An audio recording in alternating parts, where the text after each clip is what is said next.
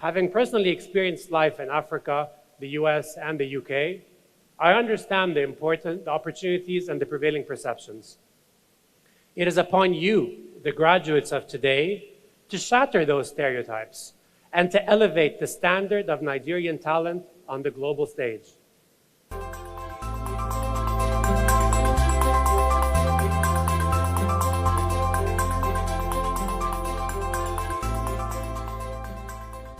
Nigeria's education sector is fast getting the traction as we're seeing the shift from regular learning to online learning. Hello and welcome to this special episode of Focus on Amaki Obakeye. On this episode, we'll be looking at the third graduation ceremony of Nexford University's Masters in Business Administration and Bachelors in Business Administration.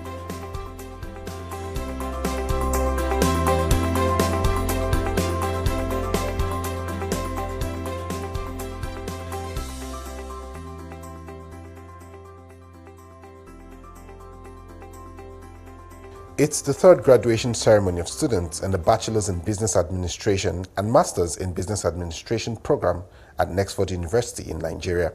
Gathered to witness the ceremony are families, friends, and well-wishers of the graduates, as well as very important dignitaries. Over 600 graduates in all, with 42 bagging distinctions. Key speakers charged the graduating students to remain resilient and focused on their goals. 18% of Africa's urban population does not have access to electricity. Yet, 1% of the sunshine this continent receives is enough to power the entire world. Think about how addressing challenges like this is going to change the future of this continent. It costs the same amount of money to ship a container from China to Lagos as it does to move that container from Lagos to Abuja. Think about that. Think about how addressing challenges like this is going to change the future of this continent. However, productivity lags. Africa is half as productive as Europe, a third as productive as China. Imagine the transformation if our productivity mirrored that of other regions like China. Operating at the levels of productivity China does would create over 200 million jobs over the next 6 years alone. Think about how that would impact Nigeria as Africa's most populous nation and the country with its largest youth population. Some of you here today may feel these challenges are just insurmountable, but they are not. They truly are not. If we go back in time, just 70 years, South Korea was one of the poorest nations in the world, with a GDP of $1.7 billion. Today, it is the world's 10th largest economy, with a GDP of 1.8 trillion, 4 times Nigeria's. I'm sure back then South Koreans were overwhelmed with despair, but here they are today. Where will Nigeria stand in the coming decades? And how will you contribute to that renaissance? Remember that you want to take risks. Sometimes realizing your potential may require stepping out of your comfort zone and taking calculated risks. Embrace opportunities, even if they come with uncertainty. There are some things that keep us from reaching our potential and are barriers to reaching our potential. And mostly there are 3 of them. The most significant barrier to not being able to unleash your potential is your own self-doubt and fears. Oh, I don't think I can do it. Oh, I'm afraid. I don't know if I'd be successful. That little voice in your head that says, you're just not good enough. Fear is a very close companion to self-doubt. It can paralyze us, preventing us from taking that first crucial step. The good news, that you all took the first step of unleashing your potential by enrolling and completing your degree at Nexford. Congratulations and be proud of yourselves. You need to have a coach, somebody who will push you just a bit more, a bit further. You need to have a mentor who will point out the guidelines, the signposts, help you recognize that you have not lost your way. You need to have a peer, somebody who is close to you, going through something similar that you can share experiences with. And lastly, you need to have a friend, somebody you can actually cry to, somebody who is not going to judge you for the days that you just feel that, what the hell am I doing? Build those relationships. You will need them as the time comes. But then you will find out the biggest thing of all. Nobody can make that decision for you. None of these 5 categories of relationships, none of the people you consulted, nobody will make the decision for you. You have stayed in Nigeria and been able to access the most brilliant sets of faculty, because faculty makes a university in the same way that teachers make a school.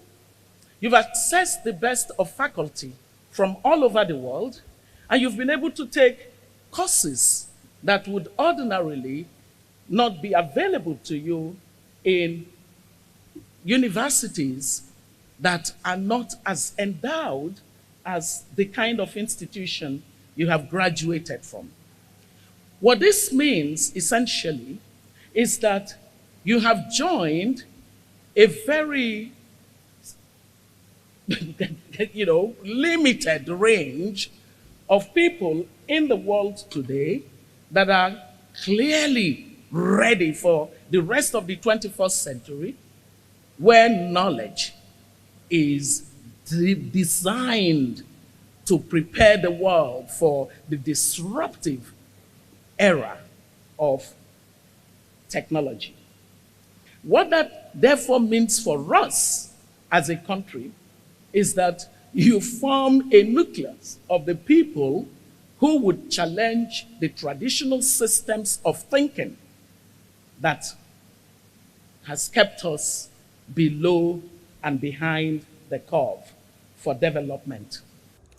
With the spate of Nigerians seeking to study abroad, visa requirements, funding are among the few hurdles they must cross.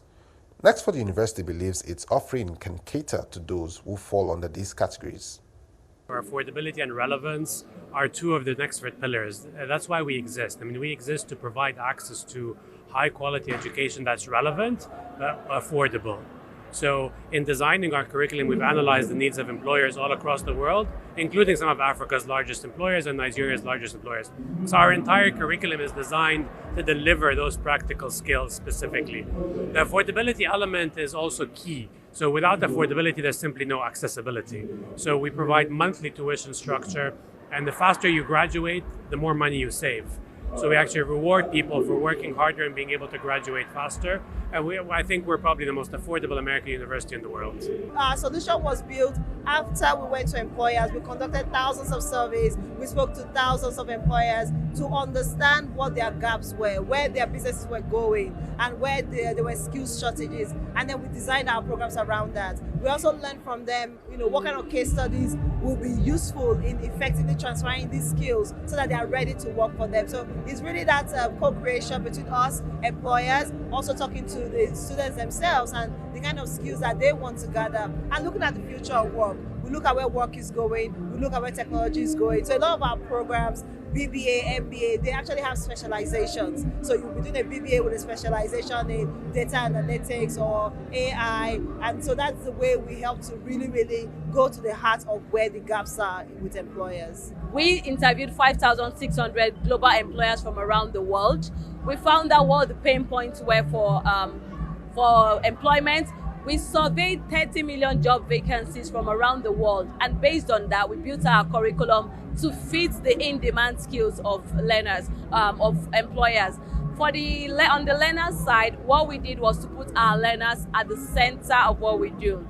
So our entire curriculum, our strategy is built to be customer-centric, to be focused on the success of the learner. I think that the global average for enrollment into tertiary education is somewhere between 25 to 27%. We are still at about 8 to 10%. So it shows that the spectrum that we need to close is pretty large. So what it means is that we need to have many more institutions. We're a country of over 200 million people. From the analysis of our population, the youthful segment with a median age of about 18.2 years are in the majority. And so it means that tertiary education will be in serious demand. We don't have enough carrying capacity of existing institutions. So we have to be innovative in terms of how we're delivering education to ensure that we're growing the stock of human capital that we need for development. And so what Nexford is doing is helping to produce the kind of global standard quality skills that our citizens must have in order to be globally competitive. Filled with excitement and gratitude, the overall best graduating student who won the valedictorian award speaks about his journey to Nexford. Early 2022, I was going through some situation at work. I was working there with a company that we got listed. Okay, so a couple of things were going on, and when, for example, you have sewn into a system, only to realize that I won't want to say that I was disadvantaged, but then I didn't see a problem. What I just saw was an opportunity to upgrade myself. So that was the beginning of my Nexford journey. So I decided to go. I was looking around for a program that I could quickly do. Then one of my friends recommended to me that there's a program by Nexford MBA. So that was how I started. Now, for me, I had a business background. So from my first course, I just used that as a kind of assessment of what the program is all about. So from my first course, I just made up my mind. The rest of the course, I did 12 courses. I made up my mind that I was going to make distinction in each of them. Because I could do that because when I look back at my business background, I'm a chartered accountant, so that background alone, I look at the syllabus. All of these things, they're quite easy for me, and I've been working for some time. And I would also say this concerning Nexford program is purely applications. So for me, it was like I had a very fantastic opportunity ahead of me. So I made up my mind I was going to maximize that. And that brought me to where I am right now, plus the grace of God.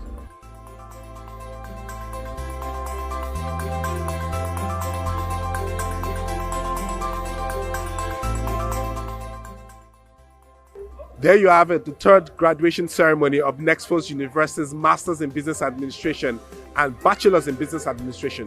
One thing you can know for sure is the fact that online learning here in Nigeria is fast becoming a thing that is being adopted. Oh well, that's all we can take on this episode of Focus On. Until next time, I remain Akin Obakeye. Thank you for watching.